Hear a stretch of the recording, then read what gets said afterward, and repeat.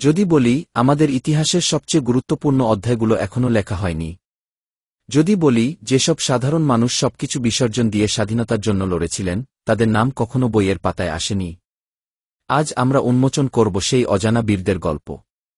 বাংলাদেশের মুক্তিযুদ্ধের ইতিহাসে আমরা কিছু নাম বারবার শুনি, কিন্তু অসংখ্য মানুষ আছেন যারা নীরবে নিজেদের উৎসর্গ করেছেন।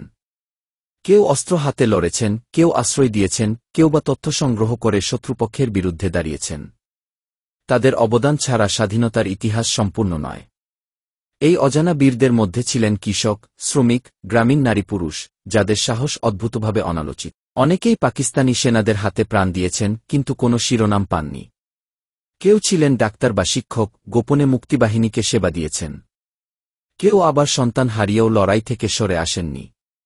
তাদের গল্পগুলো প্রমাণ করে স্বাধীনতা শুধু বড় নেতাদের নয়, বরং অসংখ্য নীরব যোদ্ধার আত্মত্যাগে সম্ভব হয়েছিল।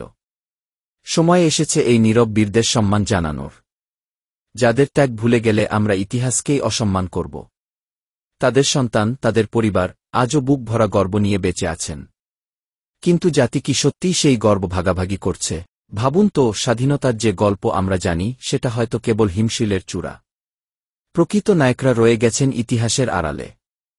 আজ সেই আড়াল সরিয়ে আমরা দেখব তাদের প্রকৃত বীরত্ব।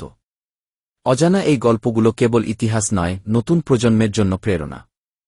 প্রশ্ন হল, আমরা কি প্রস্তুত তাদের যথাযোগ্য স্বীকৃতি দিতে? নাকি এভাবেই তারা থেকে যাবেন ভুলে যাওয়া নামহীন বীর হিসেবে?